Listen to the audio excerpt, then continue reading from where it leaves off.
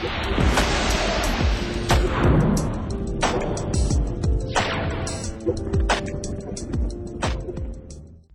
alaikum. This is lecture 20 of Introduction to Psychology.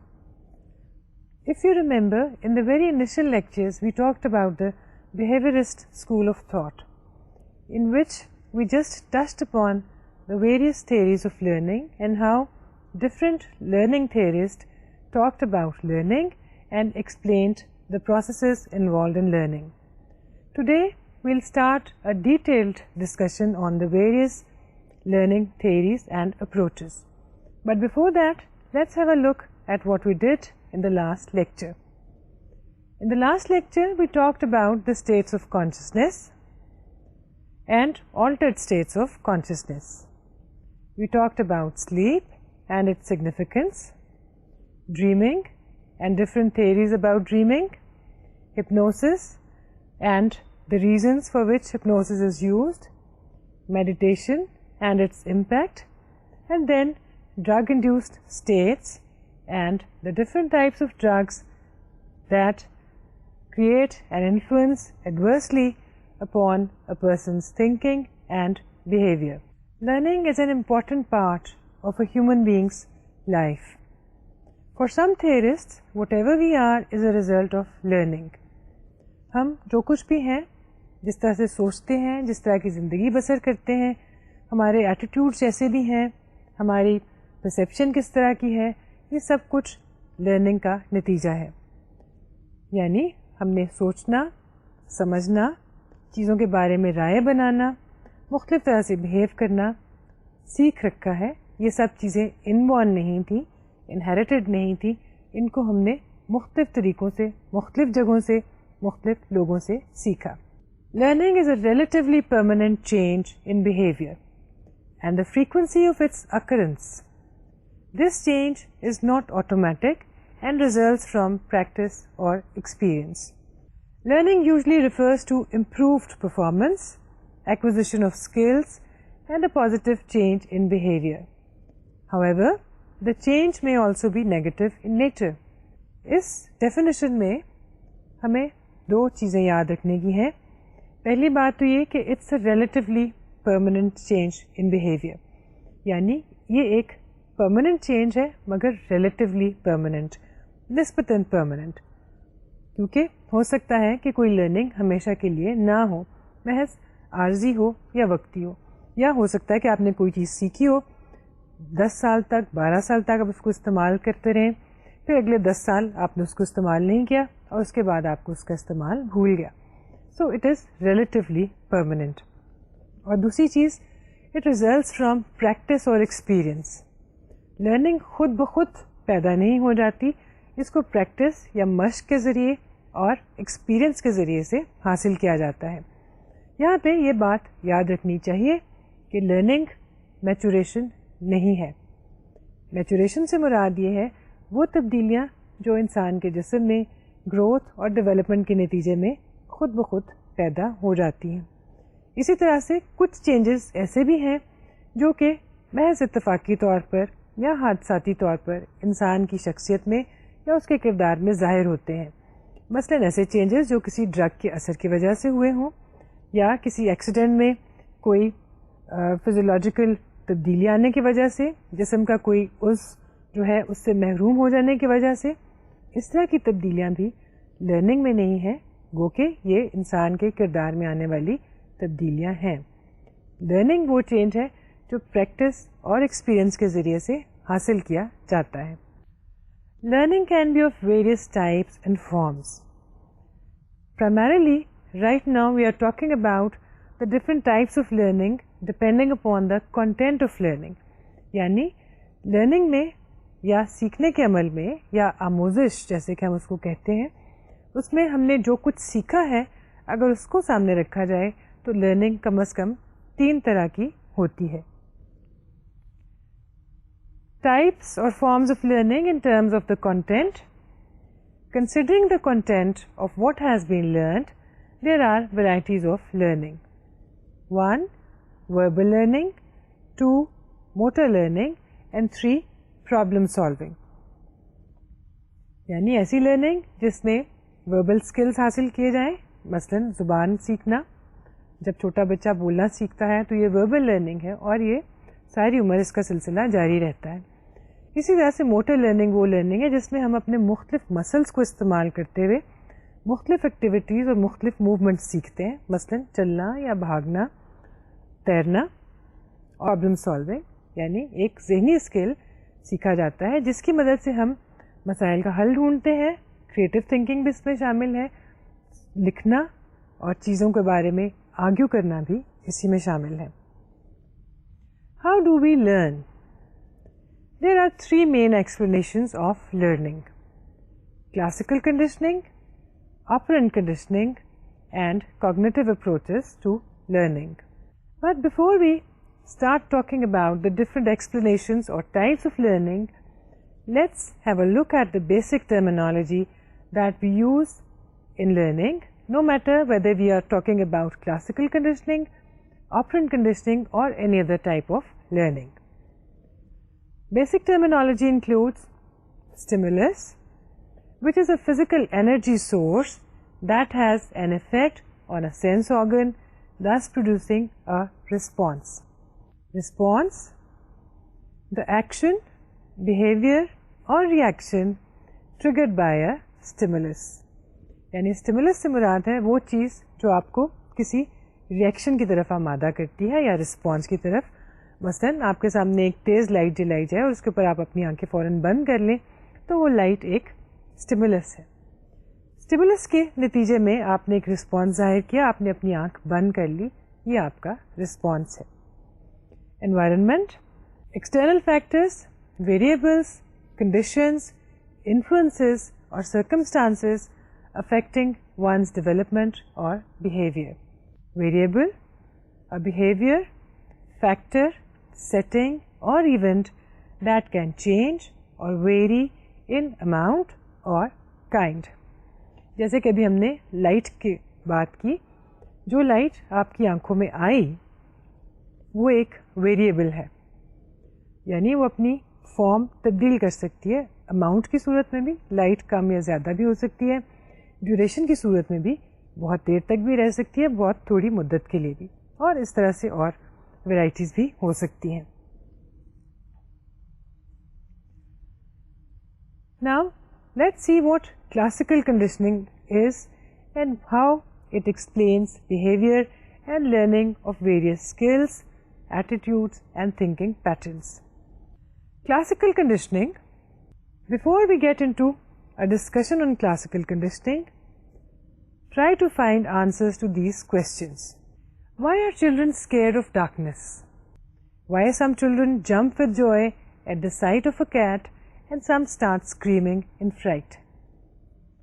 Why does one come from office and start feeling relaxed at the very sight of his home?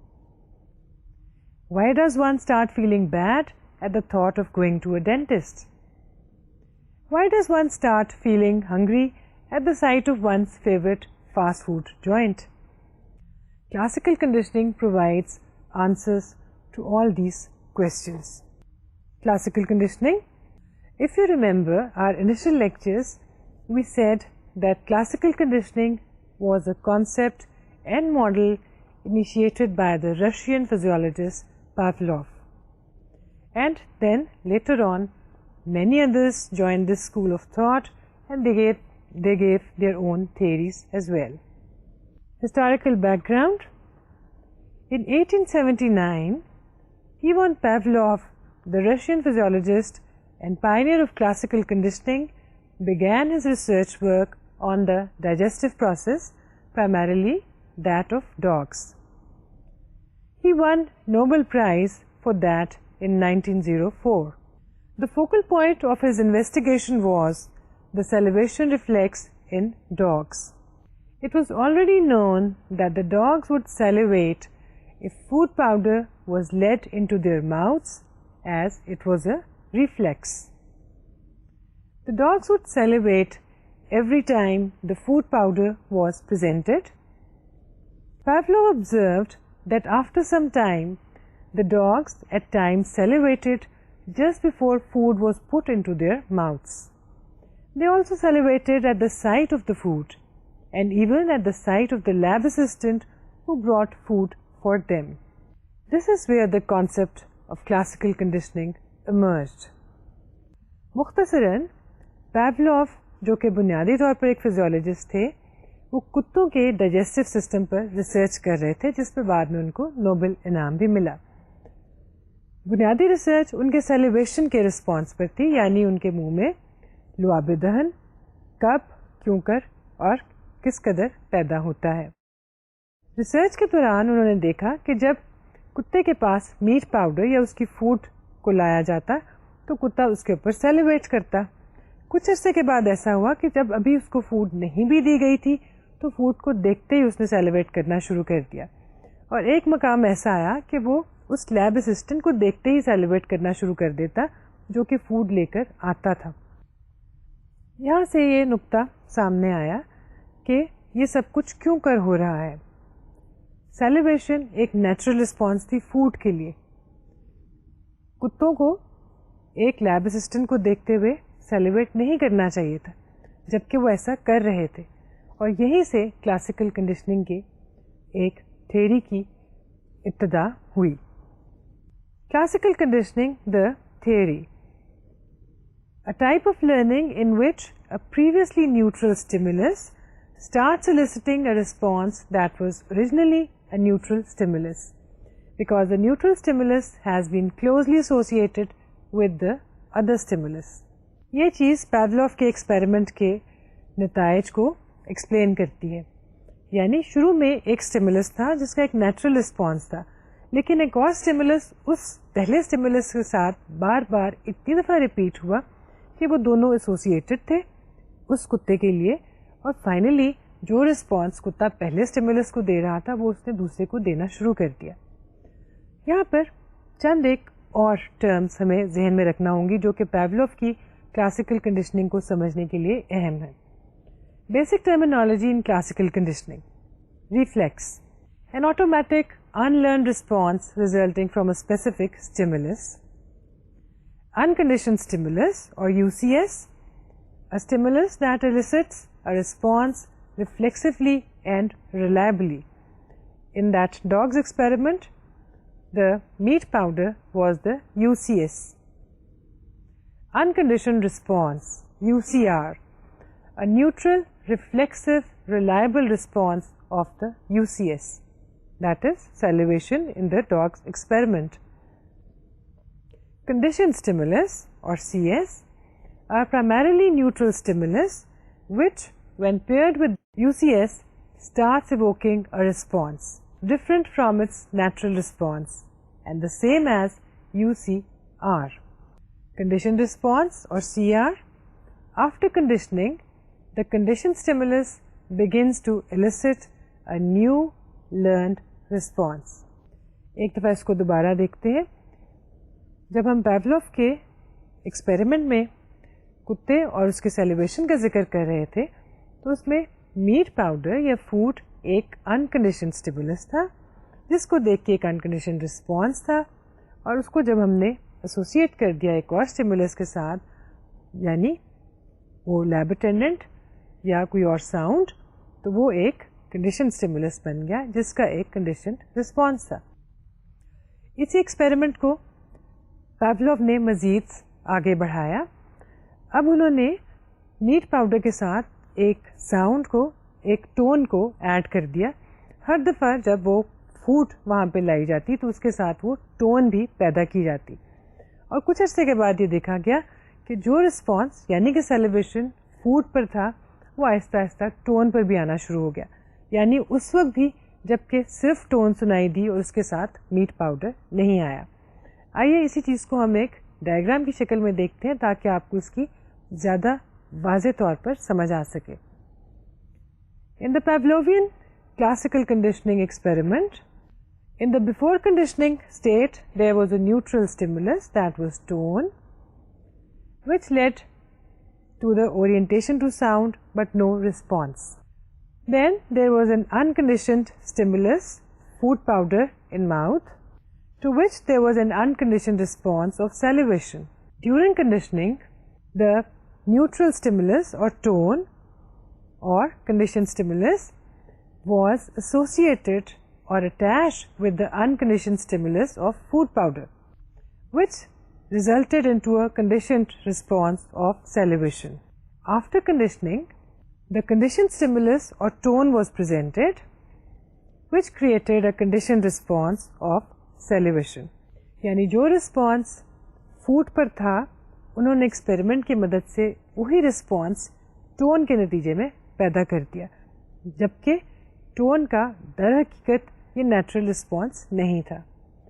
Pavlov کی ان findings کو اور بہت سے researchers نے بہت دلچسپی کے ساتھ دیکھا، ان کو پرکھا، اور کچھ ایسے تھے جنہیں وہ بہت اچھی لگی اور حقیقت سے قریب لگی، اور ان لوگوں نے اپنی اپنی جگہوں پر اپنے اپنے ملکوں میں اس پر کام کیا اور اس تھیوری کو آگے بڑھایا اور اس پہ مزید ایکسپیریمنٹ کیے. اس سلسلے میں ایک نام جو سب سے اہم، سب سے نمایاں اور سب سے زیادہ مشہور ہے وہ ہے جے بی واٹسن کا نام. John B Watson was an American psychologist who was initially trained in introspection at the University of Chicago, but found it extremely vague and mentalistic. He became interested in experimental research with animals. He gave a revolutionary pragmatic approach often known as radical behaviorism. For Watson, observable behavior is all that psychology should be looking at. Environment and external world is what shapes and determines behavior. And he said that learning is what matters in what a person is and not the inborn instincts, impulses, drives, id or unconscious motivation. And understanding of learning will encompass all aspects of personality according to Watson. Impact of learning experience. Watson was a true behaviorist who believed very strongly in the theory of learning, and to him only learning was what should be of interest to a psychologist. So he went to an extreme and he said that when we try, we can turn people into whatever we want just by using the proper, accurate and apt principles of learning.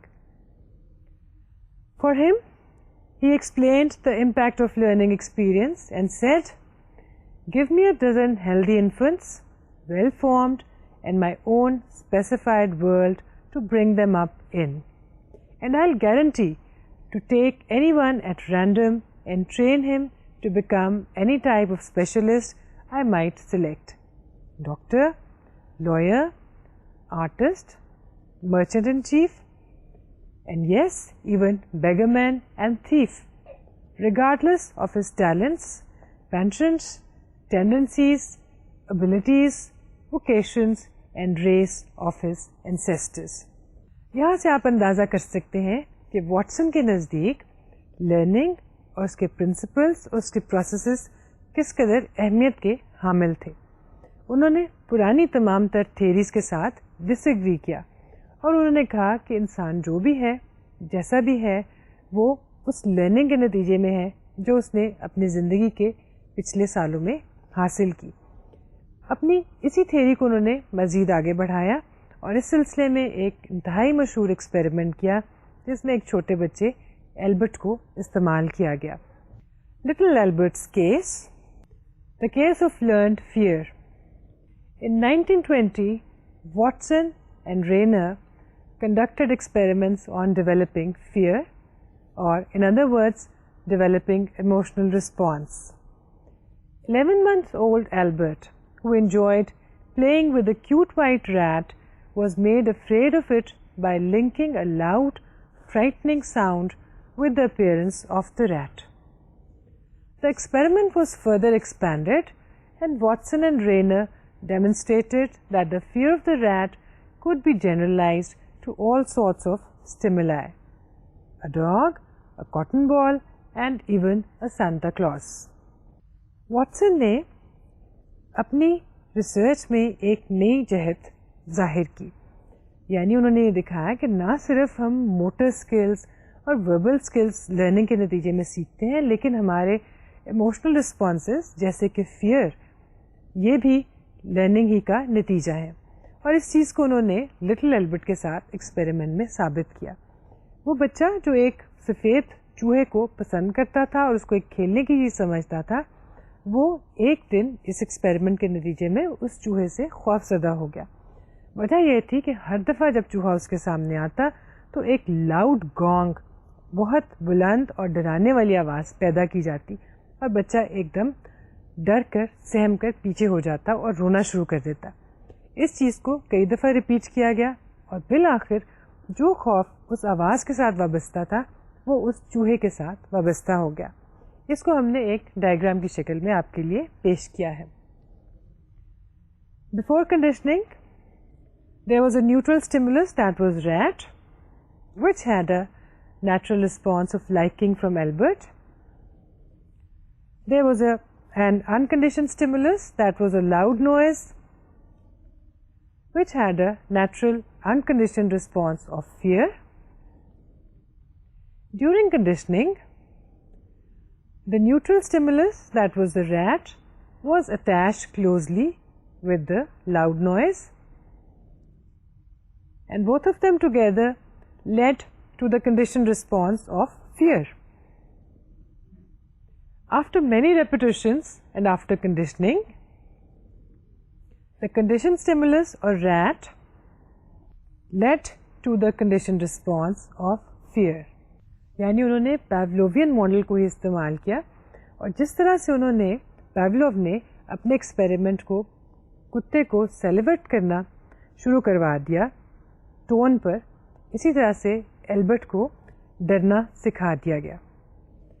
In Albert's case, the same sequence of events, that is, presenting the rat with the gong, was repeated 3 times. On all repetitions, he began crying, showing that the classical association had been established. 7 conditioning trials were repeated on 2 occasions, and then the rat was presented without the gong.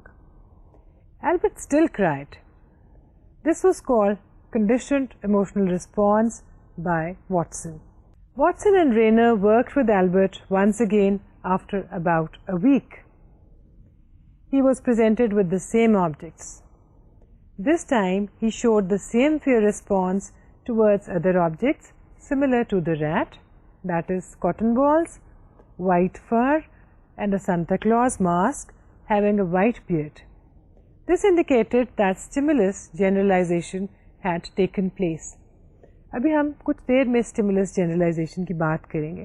یہاں ذہن میں رکھنے کی بات یہ ہے کہ fair پیدا کر دیا گیا ایک چوہے سے, اور نہ صرف وہ بچہ اس چوہے سے ڈرتا تھا, لیکن جب اس کو اس چوہے سے ملتی جلتی چیزیں, اسی طرح کی سفید اور فری چیزیں دکھائی گئیں تو وہ ان سے بھی خوف زدہ ہونا شروع ہو گیا.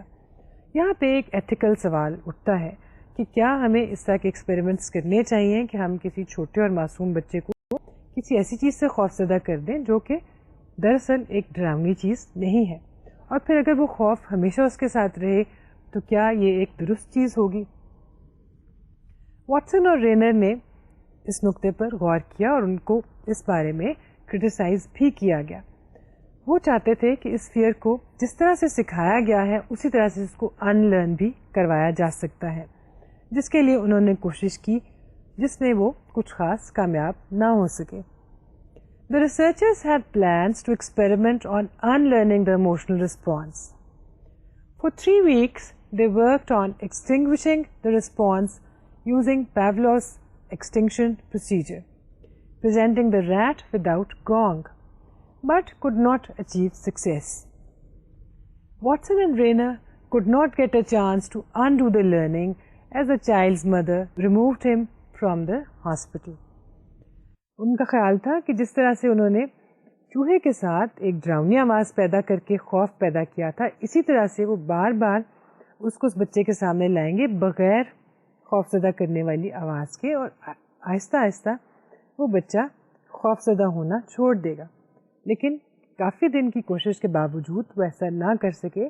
ان کا خیال تھا کہ کچھ اور مدت میں شاید وہ کامیاب ہو جائے, لیکن مختلف وجوہات کی بنا پر یہ ایکسپیریمنٹ یہیں پر ختم کرنا پڑ گیا. ابھی ہم نے دو ٹرمز آپ کے سامنے استعمال کی, اسٹیمولس جنرلائزیشن اور ایکسٹنکشن. یہ وہ ٹرمز ہیں جو پیولووین یا کلاسیکل کنڈیشننگ میں کہہ لیجیے بار بار استعمال ہوتی ہیں. ان ٹرم سے مراد کلاسیکل کنڈیشننگ کی مختلف سٹیجز اور اس کی مختلف فارمز اور اس کی مختلف صورتیں ہیں, یعنی کس کس طرح سے کلاسیکل کنڈیشننگ جو ہے اپنا اثر دکھا سکتی ہے, کیسے اس کو ڈیولپ کیا جا سکتا ہے اور کیسے اس کو ختم کیا جا سکتا ہے. Stages and extensions of classical conditioning, these include acquisition, extinction, spontaneous recovery, stimulus generalization, stimulus discrimination, and higher order conditioning. Acquisition, the stage when the stimulus in question generates a conditioned response. This is a stage of initial learning when responses are established and then gradually strengthened as a result of repeated pairing and presentation. This is when classical conditioning can be said to have taken place. Extinction, the unlearning of the conditioned response by weakening it, leading to its disappearance, using the same principles as those for learning the response. This is the state when the conditioned stimulus, that is bell or buzzer or a gong, etc., does not accompany the unconditioned stimulus, for example, food or the white rat. The response gradually diminishes, extinguishes or declines as the unconditioned stimulus repeatedly does not appear with the conditioned stimulus. جیسا کہ ہم نے پہلے کہا تھا, conditioned stimulus اور unconditioned stimulus میں ایک ایسوسیشن پیدا کر دی جاتی ہے, اس طرح سے کہ جو رسپانس unconditioned stimulus پہ تھا آخر کار کنڈیشن اسٹیمولس سے بھی پیدا ہونا شروع ہو جاتا ہے. اسی اصول کو اگر ہم الٹا دیں, یعنی ہر دفعہ ہم ان دونوں کو اکٹھا پریزنٹ نہ کریں اور ہر دفعہ کنڈیشن اسٹیمولس اس کے بغیر ظاہر ہو یا انکنڈیشن اسٹیمولس ہر دفعہ کنڈیشن اسٹیمولس کے بغیر ظاہر ہو, تو ان دونوں کی ایسوسیشن آخر کار ختم ہو جائے گی اور آرگنزم یا سبجیکٹ وہ رسپانس دینا چھوڑ دے گا جو کہ ایک کنڈیشن رسپانس بن چکا تھا. Spontaneous recovery, does the response disappear permanently once extinction has taken place? Not always. Pavlovian experiments showed that some days after extinction the dog salivated again on hearing the bell or the buzzer. Consider the case of someone who quitted smoking, but the very sight of someone else who is smoking makes him feel like smoking.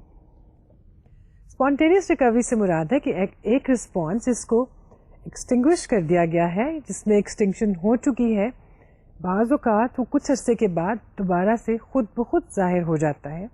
بالکل ایسے ہی کہ ایک شخص جس کو cigarette چھوڑے ہوئے 6 مہینے ہو چکے ہو اور اس کو کبھی خواہش نہ ہوئی ہو کہ وہ سگریٹ پیے, لیکن جب اس کا ایک قریبی دوست سگریٹ پی رہا ہو تو وہ خود بخود چاہے کہ میں بھی سگریٹ پیوں. اس طرح کے رسپانسز اسپونٹینیس ریکوری کی مد میں شامل ہیں. The same may happen when a child whose fear of dogs has been treated becomes scared of a dog all of a sudden.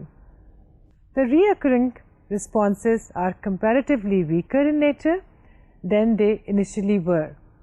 Similarly, their extinction takes place sooner and easily. Generalization, stimuli similar to the original conditioned stimulus may elicit the same response as to the conditioned stimulus or unconditioned stimulus.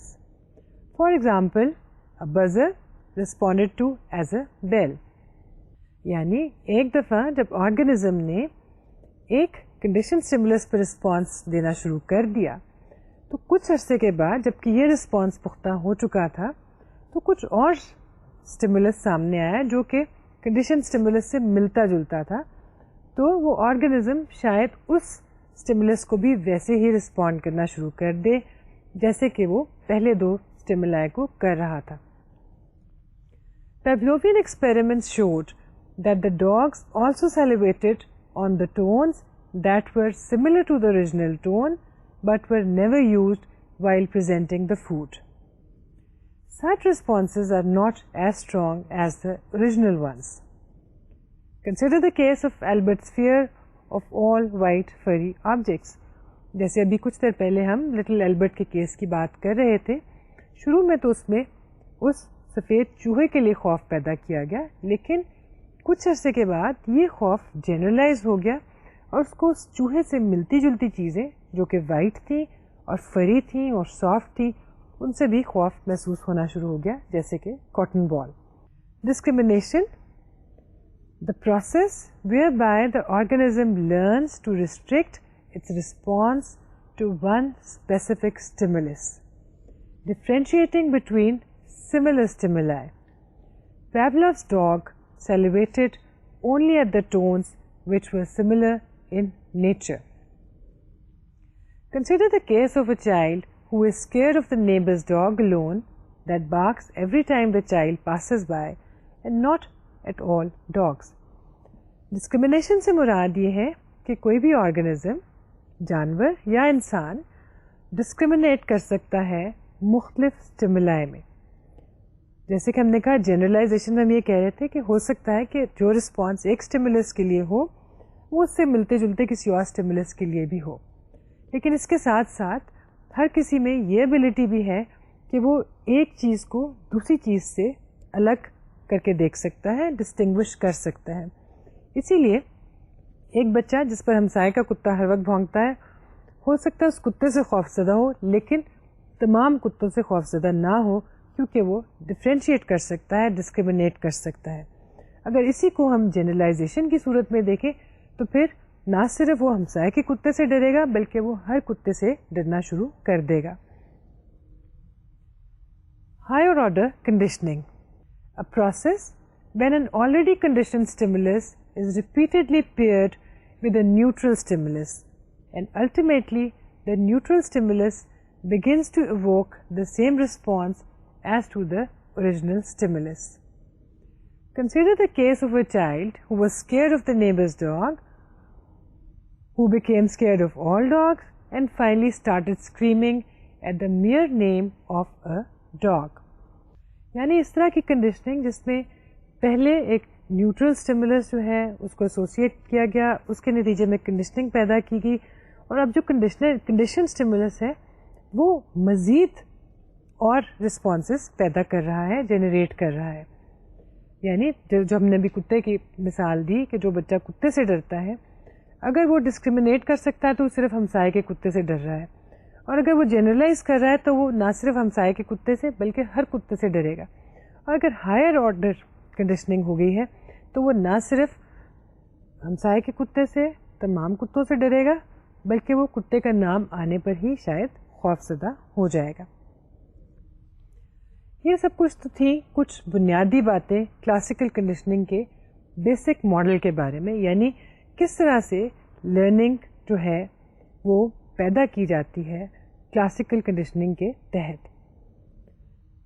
لیکن صرف یہ کافی نہیں ہے, اصل چیز ہے اس model کی practical application. That is how do all these concepts apply to everyday life. And classical conditioning definitely has a very wide application, whether it is in terms of clinical psychology, in terms of school setup, in terms of organizations, or in terms of advertising. There is a wide variety of applications of classical conditioning in everyday life.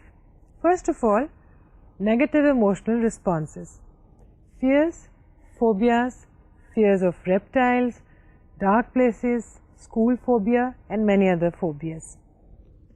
Classical conditioning کی روزمرہ کی زندگی میں سب سے زیادہ application جہاں پہ ہمیں دکھائی دیتی ہے وہ ہے خوف, فیئر یا فوبیا کے معاملے میں. زیادہ تر خوف اس طرح کے ہیں جو کہ کلاسیکل کنڈیشننگ کی بنیاد پر پیدا ہوتے ہیں. مثلاً کیا ابھی کبھی آپ نے یہ سوچا کہ بچہ اندھیرے سے خوف زدہ کیوں ہوتا ہے, جبکہ اندھیرا دراصل ڈرنے کی چیز نہیں ہے. اندھیرا در حقیقت شاید ایک سکون آور کنڈیشن ہے. آپ رات کو سوتے ہیں تو آنکھیں بند کر کے سوتے ہیں, آپ کے سامنے اندھیرا ہوتا ہے, جس کمرے میں روشنی کم ہوتی ہے اس میں آپ پرسکون محسوس کرتے ہیں. لیکن ایک بچہ جو ہے وہ اندھیرے سے خوف زدہ ہوتا ہے, اور اگر اس کا یہ خوف درست نہ کیا جائے تو شاید وہ بڑے ہونے کی عمر تک بھی اندھیرے سے ڈرتا رہے. اس کی ایک بنیادی وجہ اگر ہم کلاسیکل کنڈیشننگ کی ٹرمز میں اس کو سمجھنے کی کوشش کریں تو یہ ہے کہ بچپن میں جب وہ بچہ چھوٹا تھا تو جب بھی وہ گھر سے باہر نکلنا چاہتا تھا رات کے وقت یا کسی دوسرے کمرے میں جانا چاہتا تھا تو اس کو ماں ڈراتی تھی یا کوئی اور ڈراتا تھا کہ اندھیرے میں مت جاؤ, وہاں پہ کتا ہے, اندھیرے میں مت جاؤ, وہاں پر جن ہے, اندھیرے میں مت جاؤ, وہاں بھوت ہے, اندھیرے میں مت جاؤ, وہاں پہ بھیڑیا ہے. ماں یا سمجھانے والے کا مقصد تو یہ تھا کہ بچہ ڈسپلن میں رہے اور اسی کمرے میں بیٹھا رہے جہاں پہ وہ اس کو چاہتے ہیں. لیکن انٹینشنلی انہوں نے بچے کے دل میں اندھیرے کا خوف پیدا کر دیا. دراصل بچہ بھیڑیے سے یا جن سے یا کتے سے, جو بھی چیز اس کو بتائی گئی تھی کہ اندھیرے میں ہے, اس سے ڈرتا تھا, کیونکہ اس کو بتایا گیا تھا کہ وہ ڈراؤنی چیزیں ہیں جو انسان کو نقصان پہنچا سکتی ہیں. لیکن ہر دفعہ جب وہ اندھیرے میں جاتا, جو کہ ایک نیوٹرل اسٹیمولس تھا, تو ہر دفعہ اس کو ایک ڈراؤنی چیز کا نام لے کر خوف زدہ کیا جاتا. آہستہ آہستہ ایسا ہوا کہ جب وہ اندھیرے کی طرف جاتا اور جب اس ڈراؤنی چیز کا نام نہ بھی لیا جاتا تو وہ اس سے ڈر جاتا. یہ ایک کلاسیکل کنڈیشننگ کا عمل ہے. اسی طرح سے بہت سے لوگ اور چیزوں سے ڈرتے ہیں, مثلا انجیکشن کے خیال سے ہی لوگ ڈرنا شروع کر دیتے ہیں یا رونا شروع کر دیتے ہیں جبکہ انجیکشن ابھی لگا بھی نہیں ہوتا. اس کی بنیاد بھی ایسوسیشن ہی ہے جو کہ شاید بچپن میں پیدا ہو گئی تھی یا شاید کسی بات کے مرحلے میں, لیکن بہرکیف اس کو ایسوسیشن کے نتیجے میں سمجھا جا سکتا ہے. Positive emotional responses, feelings of relaxation and happiness like thinking of going on a holiday. جس طرح سے negative emotional responses classical conditioning کے نتیجے میں پیدا ہو سکتے ہیں اور ہوتے ہیں, اسی طرح سے پازیٹیو فیلنگس اور پازیٹیو آئیڈیاز بھی کلاسیکل کنڈیشننگ کے نتیجے میں پیدا ہو سکتے ہیں. اگر آپ نے کسی دوست کے گھر میں بہت اچھا وقت گزارا ہو اور اس کی کمپنی آپ کو بہت اچھی لگتی ہو, اس کے خیالات آپ سے بہت ملتے ہوں اور ہر دفعہ جب آپ اس سے ملتے ہو تو آپ کا وقت اچھا گزرتا ہو, تو آہستہ آہستہ آپ کے ذہن میں اس کے گھر کے بارے میں ایک پازیٹیو فیلنگ پیدا ہونا شروع ہو جاتی ہے. تو آئندہ جب کبھی آپ اس کے گھر کے پاس سے گزرتے بھی ہیں تو آپ کو ایک اچھا احساس ہوتا ہے. یہ بھی کلاسیکل کنڈیشننگ کی ایک مثال ہے. کچھ دیر پہلے ہم خوف کی بات کر رہے تھے اور اس میں ہم نے ذکر کیا تھا کہ فیئر آف ریپٹائلز جیسے کہ لیزرڈ ہیں اور بہت سی چیزیں ہیں, that is also a result of classical conditioning. یہاں پہ یہ بتانا بے جانا ہوگا کہ عام طور پہ وہی بچے ریپٹائل سے ڈرتے ہیں جن کی مائیں ان سے ڈرتی ہیں. ہوتا یوں ہے کہ بچپن میں جب بچہ بہت چھوٹا تھا اور گھر میں کوئی چھپکلی یا چوہا یا بعض اوقات کوئی کاکروچ آ گیا اور ماں نے اس کو دیکھ کے چیخنا شروع کر دیا, اور ہر دفعہ جب وہ چیز سامنے آتی ہے تو اس کی ماں خوف زدہ ہو جاتی اور بھاگتی اور چیختی. بچے کے دل میں آہستہ سے گریجولی ان دو چیزوں کے بارے میں ایک ایسوسیشن پیدا ہوگی, یعنی وہ ریپٹائل, وہ چھپکلی یا کیڑا مکوڑا جو بھی چیز تھی وہ, اور خوف میں نکلتی ہوئی چیخیں. آہستہ آہستہ جو اس کو خوفزدہ کرنے والی آوازیں تھیں ان سے جو ڈر محسوس ہوتا تھا وہ اس کو ان کیڑوں مکوڑوں سے ہونا شروع ہو گیا. یا اس لیے بتایا جا رہا ہے کہ ہمیں اس چیز کا خیال رکھنا چاہیے کہ بہت سی چیزیں ہم ایسی کر دیتے ہیں جن کے بارے میں ہمیں احساس بھی نہیں ہوتا کہ ان کے کیا کانسیکوینسز ہو سکتے ہیں.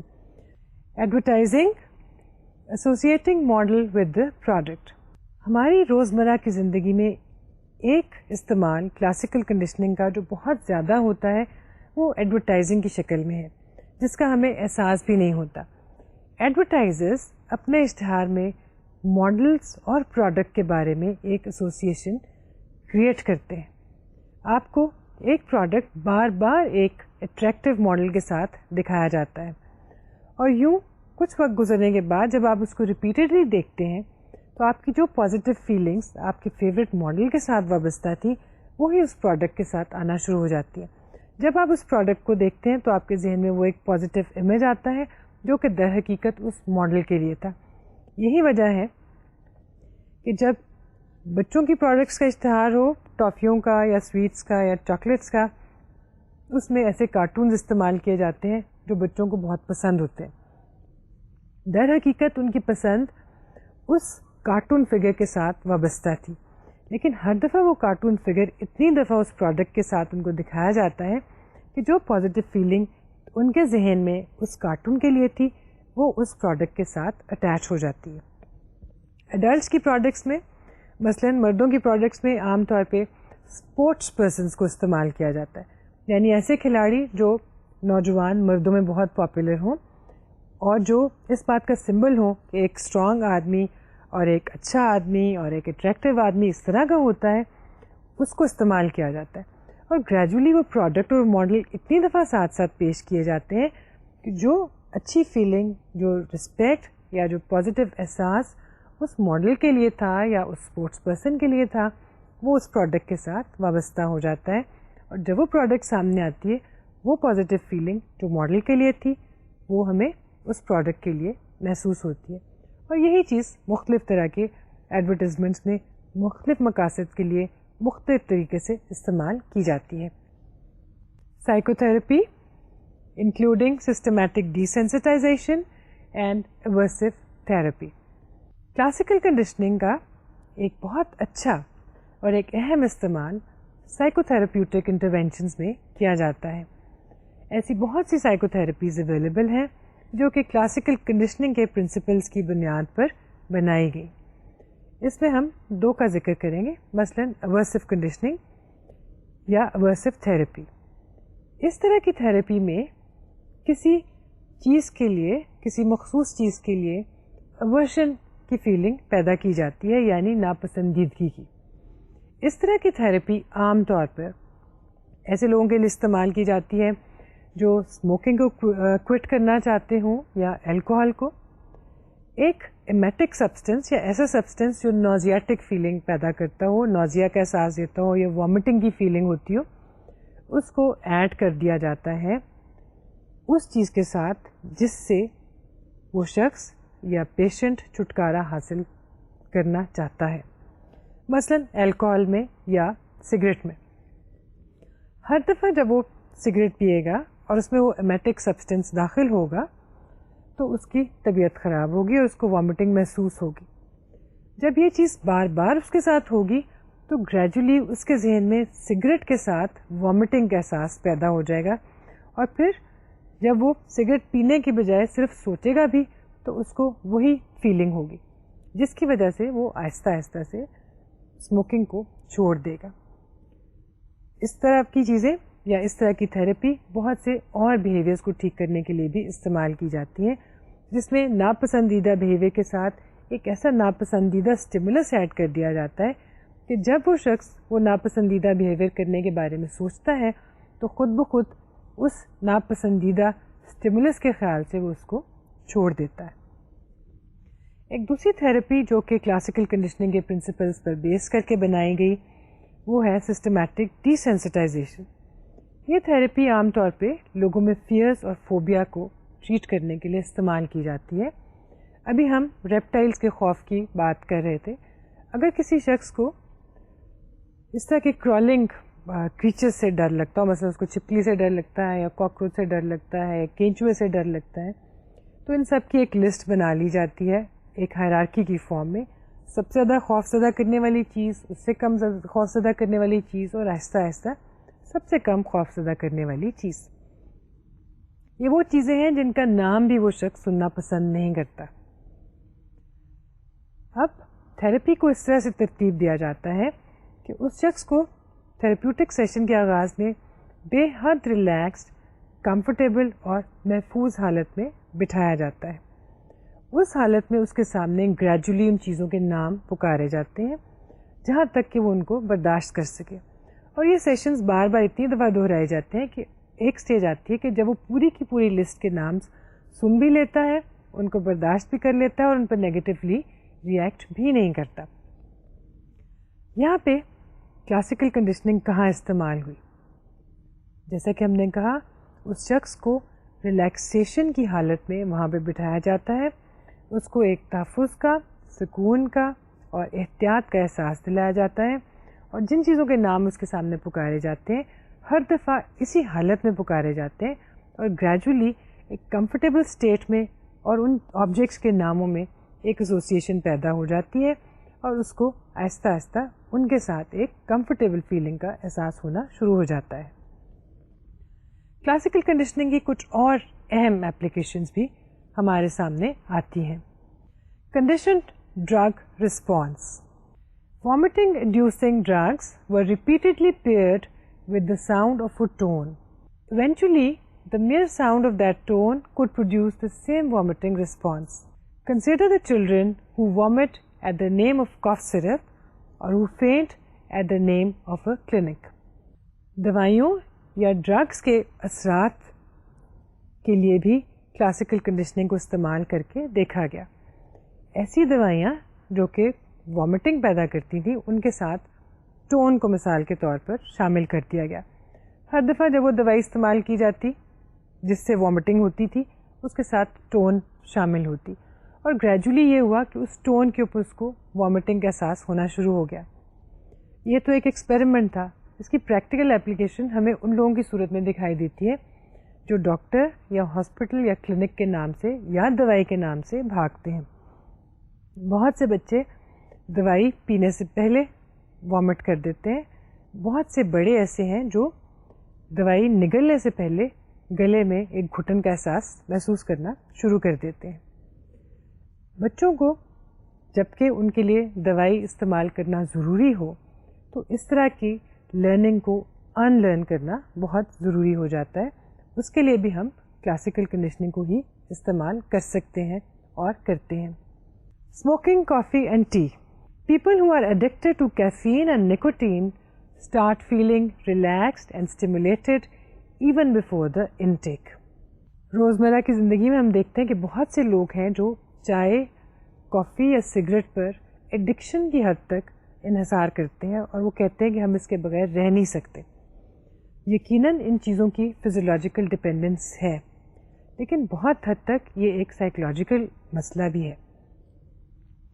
بار بار چائے یا کافی یا سگریٹ پینے سے اس شخص کے خیال میں اس کو جو سکون حاصل ہو رہا ہے یا اسٹیمولیشن حاصل ہو رہی ہے وہ اس کو اس کے نام کے ساتھ بالکل وابستہ کر لیتا ہے، اور جب ان چیزوں کا نام سامنے آتا ہے یا اس کو سامنے کہیں دکھائی دیتی ہیں یا ان کی اسمیل اس کو محسوس ہوتی ہے تو خود بخود وہ سب کچھ محسوس کرنا شروع کر دیتا ہے جو در حقیقت ان سبسٹینسز کو استعمال کرنے کے بعد اس کو کرنا چاہیے۔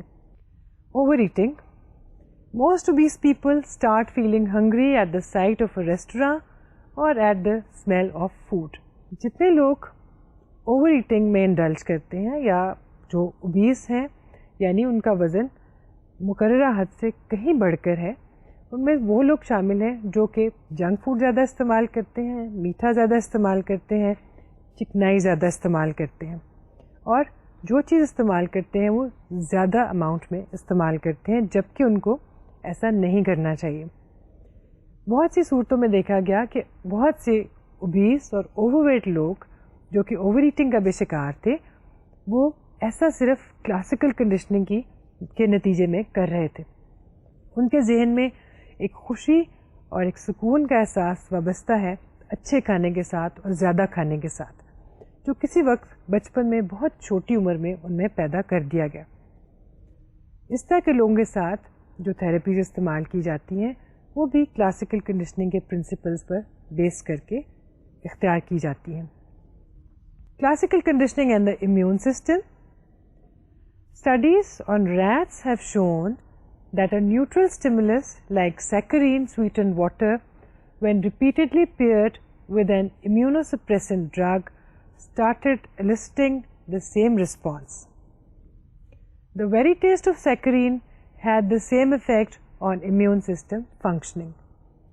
Objects associated with a state of low immunity may lead to a low immunity state in future. یعنی امیون سسٹم کو سپریس کرنے والی ادویات کے ساتھ بار بار ایکسپیریمنٹ میں سبجیکٹس کو سیکرین والا پانی یعنی میٹھا پانی دیا گیا، اور پھر ایک سٹیج ایسی آئی کہ جب وہ ڈرگ نہیں دی گئی اور صرف وہ پانی دیا گیا تو صرف سیکرین کے ٹیسٹ کی وجہ سے امیون سسٹم میں ایڈورس تبدیلیاں آنا شروع ہو گئی. ایک آخری چیز، اسکول سائیکالوجی میں بھی کلاسیکل کنڈیشننگ کا استعمال ہوتا ہے. جو بچے اسکول سے ڈرتے ہیں یا بھاگتے ہیں ان کے ذہن میں اسٹرکٹنیس، ڈانٹ اور سختی کی ایسوسیشن وابستہ ہے اسکول سے. اسی چیز کو، اس خوف کو دور کرنے کے لیے نئے زمانے میں، آج کل کے دور میں اسکولوں کو زیادہ اٹریکٹیو، خوش رنگ اور دلچسپ بنایا جاتا ہے تاکہ بچے کے ذہن میں یہ ایسوسیشن پیدا ہو اسکول ایک خوشی کی جگہ ہے، دوستوں کے ساتھ ملنے کی جگہ ہے، ٹیچر سے اچھی اچھی چیزیں سیکھنے کی جگہ ہے. یعنی ایک خوفزدہ کرنے والی چیز کو محض تھوڑا سا مینیپولیٹ کر کے ایک خوش کن جگہ بنایا جا سکتا ہے.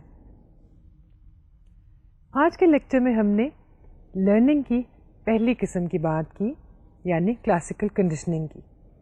جیسا کہ ہم نے شروع میں کہا تھا، ہم آپرینٹ کنڈیشننگ اور کوگنیٹو اپروچز کی بھی بات کریں گے مگر آئندہ لیکچرز میں. آج کے لیکچر سے آپ کو یہ احساس ہو گیا ہوگا کہ کلاسیکل کنڈیشننگ کیا ہے، اس سے کس طرح سے مختلف طرح کے رسپانسز، خاص طور پر ایموشنل رسپانسز پیدا کیے جا سکتے ہیں، اور کس طرح سے ان سیکھے ہوئے رسپانسز کو ان لرن کیا جا سکتا ہے، اور کس طرح سے ہمارے ارد گرد کے ماحول میں بہت سے لوگ کلاسیکل کنڈیشننگ کے پرنسپلس کو استعمال کرتے ہوئے ہمارے بیہیویئر میں تبدیلیاں لا رہے ہیں، جیسے کہ ایڈورٹائزرز. اگلے لیکچر میں ہم لرننگ کی کچھ اور دلچسپ اپلیکیشنز کی بات کریں گے. تب تک کے لیے اپنا خیال رکھیے. اللہ حافظ.